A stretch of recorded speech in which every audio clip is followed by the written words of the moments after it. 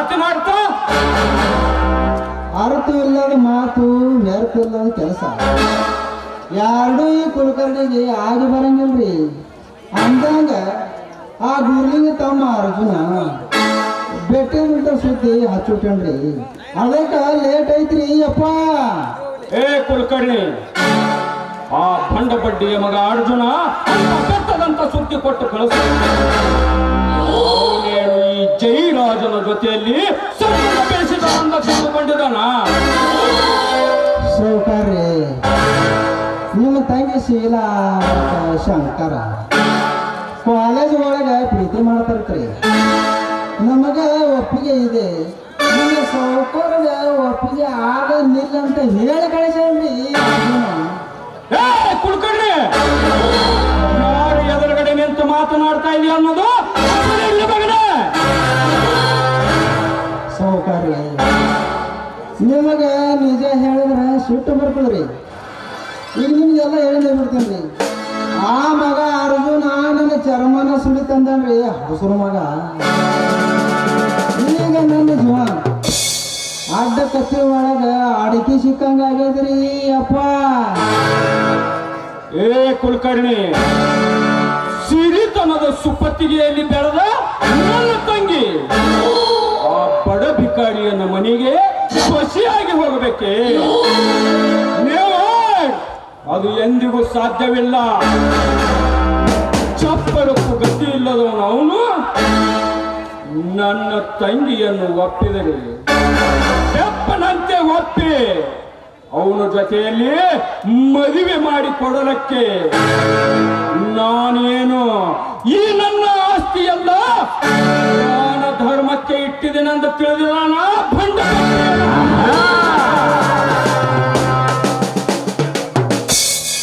ನೀವು ತಿಳಿದುಕೊಂಡಂಗಾರ್ರಿ ಸೌಕರ್ಯ. ಇದು ಜಗದ ರೂಢಿನೇ ಬೇರೆ ಅದ್ರಿ. ಎಲ್ಲರೂ ಗಡ್ಡ ಬಿಡ್ತಾರ್ರಿ, ಅವ್ರ ಸನ್ಯಾಸ ಆಗ್ತಾರನ್ರಿ?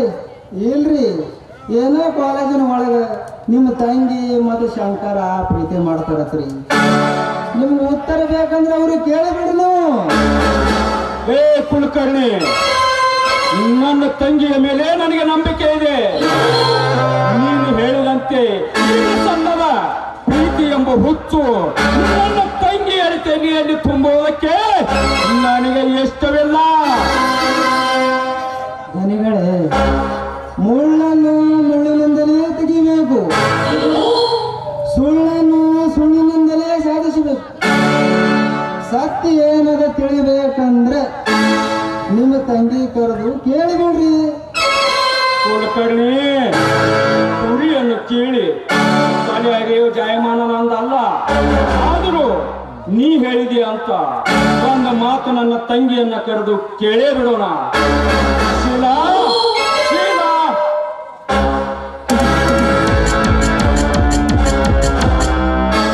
ಯಾಕದ ಇಷ್ಟೊಂದು ಅರ್ಜೆಂಟ್ ಆಗಿ ಕೂಗಿ ಕೇಳ್ತಾ ಇದ್ದೇವೆ? ನೋಡಮ್ಮ ಶೀಲಾ, ನಿನ್ನ ಬಗ್ಗೆ ಊರಾಗ ಮಂದಿ ಯಾನೂ ಮಾತಾಡಕತ್ತದ, ಗುಳ್ಳ ಎವಸಗತ್ತದ. ಅದಕ್ಕೆ ದೃಷ್ಟಿಯಿಂದ ಚಕ್ರ ಬೀಸುವುದನ್ನ ಬಿಟ್ಟು ನೇರವಾಗಿ ಕೇಳಿ ಹೇಳ್ತೀನಿ. ಅದ್ ಯಾವ ವಿಷಯ ಅಂತ ಹೇಳಲ್ಲ. ಏನಿಲ್ಲ ಶೀಲಾ, ಆ ಭಂಡ ಬಡ್ಡಿಯ ಮಗ ಅರ್ಜುನನ ತಮ್ಮ ಶಂಕರ ನಿನ್ನನ್ನು ಪ್ರೀತಿಸುತ್ತಾ ಇದ್ದಾನಂತೆ. ಅದಕ್ಕೆ ಆ ಅರ್ಜುನ ಈ ಕುಲಕರ್ಣಿ ಕೈಯಲ್ಲಿ ನಮ್ಮ ಜೊತೆ ಸಂಬಂಧ ಬೆಳೆಸಲು ಹೇಳಿ ಕಳಿಸಿದ್ದಾನೆ. ನೀನೇ ಹೇಳಿಬಿಡಮ್ಮ, ಈ ಪಡುವರ ಸಂಬಂಧ ನಮಗೆ ಬೇಕಾಗಿಲ್ಲ ಅಂತ. ಓಹೋ, ಶಂಕರ್ ತಮ್ಮ ಮನೆಯಲ್ಲಿ ನಮ್ಮಿಬ್ಬರ ಪ್ರೀತಿ ವಿಷಯವನ್ನ ಹೇಳಿ ಒಪ್ಪಿಗೆ ಪಡೆದಿರ್ಬೇಕು. ಈಗ ನಾನೇನಾದ್ರೂ ಇಲ್ಲ ಅಂದ್ರೆ ನನ್ನ ಪ್ರೀತಿ ಮುರಿದು ಬೀಳುತ್ತೆ. ನಾನು ನಿಜ ಏನು ಅಂತ ಹೇಳಲೇಬೇಕು. ನೋಡಮ್ಮ ಶೀಲಾ, ಸೌಟ್ ಇದ್ದಾಗ ಕೈಯ ಯಾಕೆ ಸುಟ್ಟುಕೊಳ್ಬೇಕು? ನಿಜ ಏನಂತ ಹೇಳಿಬಿಡಮ್ಮ. ಸುಮ್ಮನಿತ್ರ ಸಮಸ್ಯೆ ಬಗೆಹರುವುದಿಲ್ಲ. ಹೌದಲ್ಲ, ನಾನು ಶಂಕರ್ ಕಾಲೇಜ್ನಲ್ಲಿ ಒಬ್ರಿಗೊಬ್ಬರು ತುಂಬಾ ಪ್ರೀತಿಸ್ತಾ ಇದ್ದೀವಿ. ಮದ್ವೆ ಕೂಡ ಮಾಡ್ಕೋಬೇಕು ಅಂತ ನಿರ್ಧಾರ ಮಾಡಿದ್ದೇವೆ. ಈ ವಿಷಯವನ್ನ ನಾನೇ ನಿಮ್ಮ ಮುಂದೆ ಹೇಳಬೇಕು ಅಂತ ಅನ್ಕೊಂಡಿದ್ದೆ. ನೀವೇ ಕೇಳ್ಬಿಟ್ರಿ.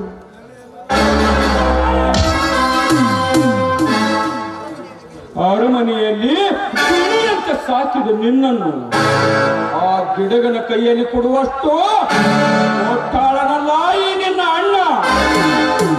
ಈ ಅರಮನೆಯಲ್ಲಿ ರಾಣಿಯಂತೆ ಬೆಳೆದ ನೀನು ಹೋಗಿ ಹೋಗಿ ತಿಪ್ಪಿಯಲ್ಲಿ ಬೆಳೆದ ಭಿಕಾರಿ ನನ್ನ ಮಗನ ಅಂತ ಇದೆಯಲ್ಲ. ಬೆಟ್ಟ ಬಿಡಮ್ಮ ಈ ನಿನ್ನ ಹುಚ್ಚ ಪ್ರೀತಿಯನ್ನು ಇಲ್ಲಿಗೆ.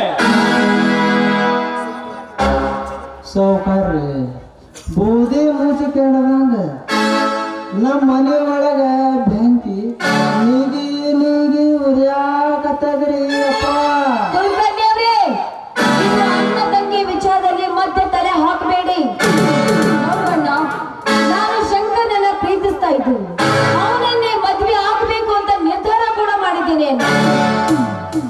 ನೋಡು ಶೀಲಾ, ನಾಯಿಯನ್ನು ತಂದು ಪಲ್ಲಕ್ಕಿಯಲ್ಲಿ ಕುಂದರಿಸಿ ಊರು ತುಂಬ ಮೆರವಣಿಗೆ ಮಾಡಿದರೂ ಸಹ ಆ ನಾಯಿ ಊರು ಹೊರಗೆ ಇರುವ ತಿನ್ನುವ ತನ್ನ ಕಸಬು ಎಂದಿಗೂ ಬಿಡುವುದಿಲ್ಲ.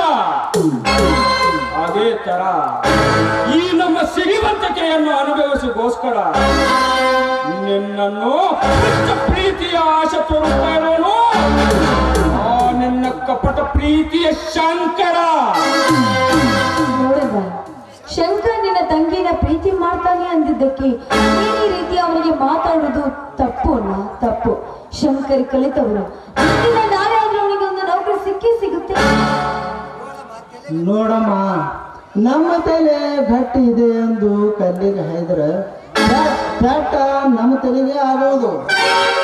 ಅಂದಂಗ ಈ ಜಗದಾಗ ರೊಕ್ಕಿಲ್ಲದ ಮನುಷ್ಯ ರೆಕ್ಕಿಲ್ಲದ ಹಕ್ಕಿ. ವಿಚಾರ ಮಾಡು. ನೋಡಮ್ಮ ಶೀಲಾ, ಪ್ರೀತಿ ಮಾಡುವುದಕ್ಕೆ ಬೇಡ ಅನ್ನೋದಿಲ್ಲ. ಈ ಜಗದಲ್ಲಿ ಅದು ಕಾಮನ್ ಆಗಿಬಿಟ್ಟಿದೆ. ಆದರೆ ನೀನು ಹೋಗಿ ಹೋಗಿ ಆ ಬಡ ಭಿಕಾರಿಯ ಜೊತೆಯಲ್ಲಿ ಪ್ರೀತಿ ಮಾಡ್ತಾ ಇದೆಯಲ್ಲ, ಒಂದು ವೇಳೆ ನಾನು ನಿನ್ನ ಮದುವೆ ಅವನ ಜೊತೆಯಲ್ಲಿ ಮಾಡಿಕೊಟ್ಟರೆ ಈ ನಿನ್ನ ಅಣ್ಣನ ಮರ್ಯಾದೆ ಏನಾಗಬೇಡ. ಅದಕ್ಕೆ ನಮ್ಮ ಸಿರಿವಂತಿಕೆಗೆ ತಕ್ಕ ಹಾಗೆ ಯಾವುದಾದರೂ ಒಂದು ಗಂಡಿದ್ದರೆ ಹೇಳು. ಈ ನನ್ನ ಸರ್ವ ಆಸ್ತಿಯನ್ನೆಲ್ಲ ಅವನಿಗೆ ಬರೆದು ಕೊಟ್ಟು ಮದುವೆ ಈ ನಮ್ಮ ಸುತ್ತ ಹತ್ತು ಹಳ್ಳಿಯಲ್ಲಿ ಯಾರು ಮಾಡಿರಬಾರದು. ಆ ತರ ವಿಜೃಂಭಣೆಯಿಂದ ಮಾಡಿಕೊಡ್ತೇನೆ. ಅಣ್ಣ, ಈ ಬಡತನ ಸಿರಿತನ ಇದು ಯಾವುದು ನನಗೆ ಗೊತ್ತಿಲ್ಲ. ಆದ್ರೆ ಶಂಕರನ್ನ ಪ್ರೀತಿಸಿದ್ದೇನೆ. ಮದುವೆ ಅಂತಾದ್ರೆ ಅವನನ್ನೇ ಅಂತ ನಿರ್ಧಾರ ಕೂಡ ಮಾಡಿದ್ದೀನಿ. ಇದಕ್ಕೆ ನೀವು ಒಪ್ಪಿಕೊಂಡ್ರೆ ಸರಿ, ಒಪ್ಪದಿದ್ರೆ ನನ್ನ ದಾರಿ ನಾನು ನೋಡ್ಕೊಳ್ತೀನಿ. ನೋಡಿದೀಯ ಕುಲಕರ್ಣಿ, ನನ್ನ ತಂಗಿ ಮಾತಾಡಿ ಹೋದ ಸ್ವಚ್ಛನ ಮಾತುಗಳು. ಇದಕ್ಕೆ ನಾನು ಯಾವುದಾದರೂ ಒಂದು ದಾರಿ ನೋಡಲೇಬೇಕು. ಸೌಕರ್ಯ ಇವಾಗ ಏನು ಮಾಡೋದಕ್ಕೂ ಏನೂ ಸಾಧ್ಯ ಇಲ್ರಿ. ನೀವು ಏನ್ರು ಮಾಡ್ಲಿಕ್ಕೆ ಹೋದ್ರೆ ನಿಮ್ಮ ತಂಗಿಗೆ ಕಳ್ಕೊಬೇಕಾಗ್ತದ್ರಿ. ಇದಕ್ಕೆ ಒಂದೇ ದಾರಿ ಅದ್ರಿ ಸಾಧ್ಯ. ಆ ಶಂಕರನ ಕೊಟ್ಟು ಮದುವೆ ಮಾಡೋದು ಒಂದೇ ದಾರಿ ನೋಡ್ರಿ. ಏ ಕುಲಕರ್ಣಿ, ನಾನೇನಾದರೂ ಆ ಶಂಕರನ ಜೊತೆಯಲ್ಲಿ ನನ್ನ ತಂಗಿಯ ಮದುವೆ ಮಾಡಿಕೊಟ್ಟರೆ ಮೊದಲೇ ಸ್ವಚ್ಛನಿಂದ ಜಿಗಿದಾಡುತ್ತಿರುವ ಆ ಅರ್ಜುನನಿಗೆ ಈ ಜೈರಾಜ ತಲೆ ಬಗ್ಗಿದನೆಂದು ಬಂದಂತೆ ಆಗುವುದಿಲ್ಲವೇ?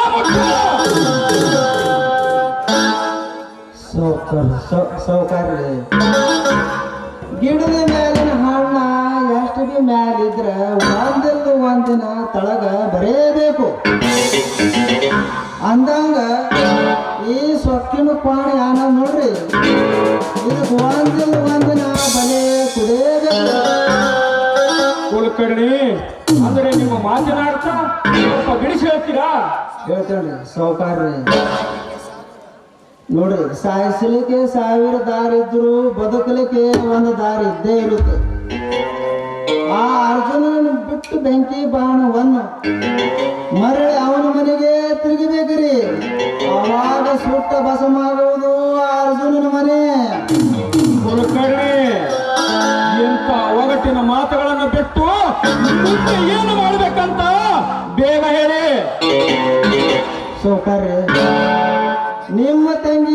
ತಕ್ಷಣ ಅವರ ಅಣ್ಣ ತಮ್ಮರು ಜಗಳ ಹಚ್ಚಿ ಬೇರೆ ಬೇರೆ ಮಾಡಿ ಆ ಶಂಕರ ನೌಕರಿ ಆಶಾ ತೋರಿಸಿ ಅವಂದು ಎಲ್ಲ ಆಸ್ತಿ ಕಡಿಸ್ಕೊಂಡ್ರೆ ಐತ್ರಿ.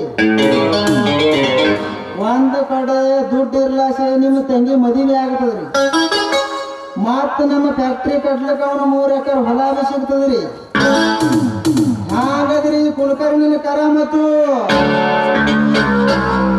ಶಾಬಾಷ್ ಕುಲಕರ್ಣಿ ಶಾಬಾಷ್. ಮೆಚ್ಚಿದ್ದೇನೆ ಈ ನಿನ್ನ ಜಾಣತನಕ್ಕೆ.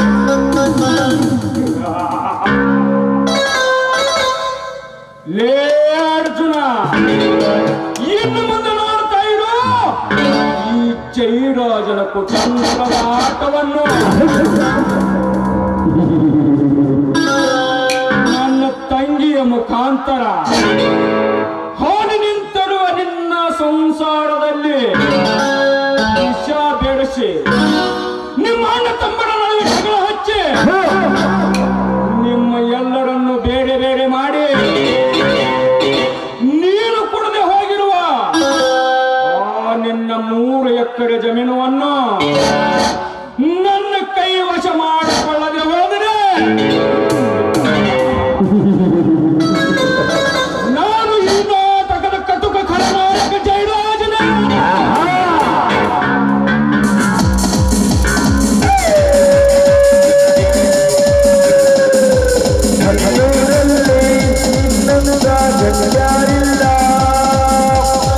ದೂರಲ್ಲಿ ಇನ್ನೊಂದು ಯಾರಿಲ್ಲ.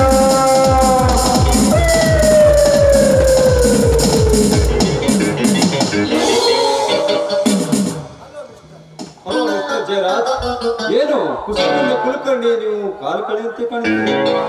ಯಾಕೆ ನಮ್ಮ ಫ್ಯಾಕ್ಟರಿಗೆ ಯಾವುದಾದ್ರೂ ಆಫರ್ ಬಂದಿತ್ತೇನು? ಹೌದು ಪೃಥ್ವಿರಾಜ್, ನಮಗೆ ಬೇಕಾಗಿರುವ ಆ ನಮ್ಮ ಫ್ಯಾಕ್ಟರಿ ಸಂಬಂಧಪಟ್ಟ 3 ಎಕರೆ ಜಮೀನು ಇನ್ನು ಆ ಬಂಡ ಬಡ್ಡಿಯ ಮಗ ಅರ್ಜುನನಿಂದ ತಾನಾಗಿಯೇ ನಮ್ಮ ಕೈವಶ ಆಗುವ ಸಮಯ ಸಮೀಪ ಬಂದಾಗಿದೆ. ಹಾಗಾದ್ರೆ ದುಡ್ಡಿನ ಆಸೆಗಾಗಿ ದಡ್ಡನಾಗಿ ಮಾರಿಬಿಟ್ಟಿದ್ದಾರೆ. ದನಿಯರ ಎಂತ ಮಾತಾಡ್ತೀರಿ ಅಪ್ಪ ನೀವು? ಅವ ದುಡ್ಡಿಗೆ ಮಾರುವ ದಡ್ಡನಲ್ಲ ಅಪ್ಪ. ಅವ ದೌಡಿ ಹಲ್ಲು ಉಚ್ಚ ಕಿರಡಿ ಅದನ್ರಿ ಅಪ್ಪ. ಅವ ಕೊಟ್ಟದು 440 ಕರೆಂಟ್ ವೋಲ್ಟ. ನಾ ಇನ್ನ ಮರ್ತಿಲ್ರಿ ಅಪ್ಪ.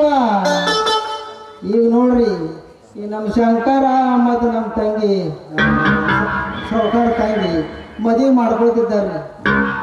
ಕುಲಕರ್ಣಿ ಬಂಟನೆಂದು ಸ್ವಾಮಿನಿಂದ ಸೌಕಾರ ನೆಟ್ಟಿಸ್ತನಿಗೆ ಬೆಳೆಸೋನೆಂದು ಜಂಬ ಕೊಚ್ಚಕೊಂಡರೆ ದುರ್ಗಿ ದಂಡವಾಗಿ ಬೆಂಡೆತ್ತಿ ಅವನ ಆಸ್ತಿ ವಶಪಡಿಸಿಕೊಳ್ಳಲೇಬೇಕು. ಅಂದಾಗ ಈ ಶ್ರೀಮಂತರ ಸಾಹಸಕ್ಕೆ ಇನ್ನೊಂದು ಸಾರಿ ಬರಬೇಕಂದ್ರೆ ಭಯ ಪಡಬೇಕು. ಅವಾಗಲೇ ನಮ್ಮ ದರ್ಪಕ್ಕೆ ಬೆಲೆ ಸಿಕ್ಕಂತೆ ಆಗುತ್ತದೆ. ಹೌದು ಪೃಥ್ವಿರಾಜ್, ಸತ್ತ ಹೆಣಕ್ಕೆ ಒಂದು ಬಟ್ಟೆ ಹಿಡದೆ ಉಗುಳುವ ಈ ಕಲಿಯುಗದಲ್ಲಿ ನಾನು ಸತ್ರು ಸಹ ಆ ನನ್ನ 3 ಎಕರೆ ಜಮೀನು ಮಾತ್ರ ನಿಮಗೆ ಕೊಡೋದಿಲ್ಲ ಅಂತ ಸೊಕ್ಕಿನಿಂದ ಮಾತಾಡಿ ಹೋದ ಅರ್ಜುನನ ಕಥೆ ನಡುಗಂಬಕ್ಕೆ ಸಿಕ್ಕ ನಾಯಿಯ ಮಡಿತರ ಆಗಿ ಹೋಗಿದೆ. ಸೌಕರ್ಯ ಲೋಭನ ಎಷ್ಟು ಬಿ ಸುಟ್ರ ಈಗ ದೇವರು ಪ್ರತ್ಯಕ್ಷನಾದ ಕಾಲ ಇದು. ಅಂತರದಲ್ಲಿ ಸತ್ಯ ಧರ್ಮ ನ್ಯಾಯ ಇದು ನೋಡೋಕ್ ಆಗತ್ತದೇನ್ರಿ? ಏನ್ರಿ ಕುಲಕರ್ಣಿ, ಗಾಯಗೊಂಡು ವಿಷಸರ್ಪನ್ನು ತಡೆಯುತ್ತಿರೆ ಎಳಿ ಎತ್ತ ಹೊಡೆದ ಬಿಟ್ಟಿತ್ತೆ. ಅಂದಾಗ ಸಾವನ್ನು ಸೃಷ್ಟಿಸುವ ಸೃಷ್ಟಿಕರ್ತೆ ಇಲ್ಲಿರುವಾಗ ಯಾವ ಸಮಯದಲ್ಲಿ ಯಾರನ್ನಂತೆ ಆಡಬೇಕೆಂಬುದು ಹಠಕ್ಕೆ ಬಿದ್ದು ಈ ಪೃಥ್ವಿರಾಜನಿಗೆ ಚೆನ್ನಾಗಿ ಗೊತ್ತು. ಸೌಕ ಧನಿಗಳ ಹುಚ್ಚು ಮಳೆ ಹೊಡೆತಕ್ಕೆ ಬಿತ್ತದ ಬೀಜ ಕಚ್ಚಿಕೊಂಡಾಗೈತ್ರಿ ಅಪ್ಪ ನಮ್ಮ ಪರಿಸ್ಥಿತಿ. ಅಂದಂಗ ಬಿತ್ತದ ಬೀಜ ರೈತನಿಗೂ ಬೈಲಿಕ್ಕೆ ಆಗತ್ತದನ್ರಿ? ಏನ್ರಿ ಅರ್ಜುನ ಒಣಗಿದ ಕಾಡಿಗೆ ಬೆಂಕಿ ಹಚ್ಚಿ ಜಲ ಕಳಿಸಲಿಕ್ಕೆ ಹತ್ತಿದೆಯಲ್ಲ, ಆ ಬೆಂಕಿನಿಂದ ನಿನ್ನ ಮನೆಯಲ್ಲಿ ಕಾಡಿಗೆ ಸುಟ್ಟಿಸಿ ನಾನು ಯಾತಕನ ಕೊಡಲು ಹೋದರೆ ನೀನು ಸೇಡಿ ತೀರಿಸಿಕೊಳ್ಳೋ ಛಲಗಾರ ಛತ್ರಪತಿ ಅಲ್ಲ.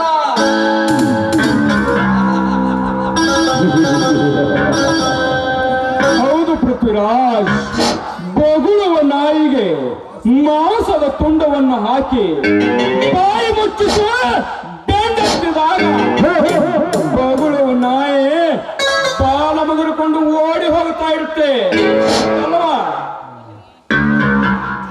ಜಯರಾಜ್ ಹಸಿರು ಹುಲಿಯಂತೆ ಹೊಂಚಾಕಿ ಕುಳಿತು ಕಾಡಿಯನ್ನು ಹಾರಿ ಹಿಡಿದು ಬಿಸಿ ರಕ್ತನ ಕುಡಿಯುವ ಕಟುಕ ನಾನು. ಆಗ ಧನಿಕರ ಸಂಬಂಧ ಬೆಳೆಸುವುದು ಬುದ್ಧಿವರ್ತೆ ಮುಂಡೆ ಆಗಬಹುದು, ಎರಡು ಒಂದೇ. ಸೌಕರ್ಯ ಆನೆವನ್ನು ಕಟ್ಟು ಸಾಕುವುದು, ಬೆಕ್ಕವನ್ನು ಕಟ್ಟು ಸಾಕುವುದು. ಇನ್ನು ಮುಂದೆ ನೋಡಿದೆ ಆ ಅರ್ಜುನ ಬಂದು ಕೇಳಿದೆ ತಕ್ಷಣ ನಿನ್ನ ತಂಗಿಯನ್ನು ಅವನ ತಮ್ಮ ಶಂಕರ್ ಕೊಡ್ತೀನೆಂದು ಕೊಡ್ತೀವಲ್ಲ.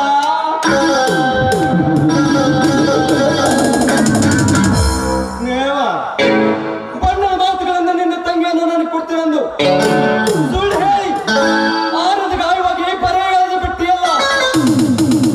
ಈ ನಿನ್ನ ತಂತ್ರಕ್ಕೆ ಪ್ರತಿ ತಂತ್ರ ಹೂಡುವ ತಂತ್ರಗಳೆಂದು ಮರಿಬೇಡ.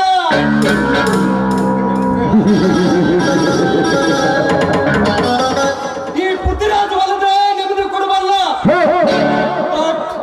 ಎದುರಾಗಿ ನಿಂತರೆ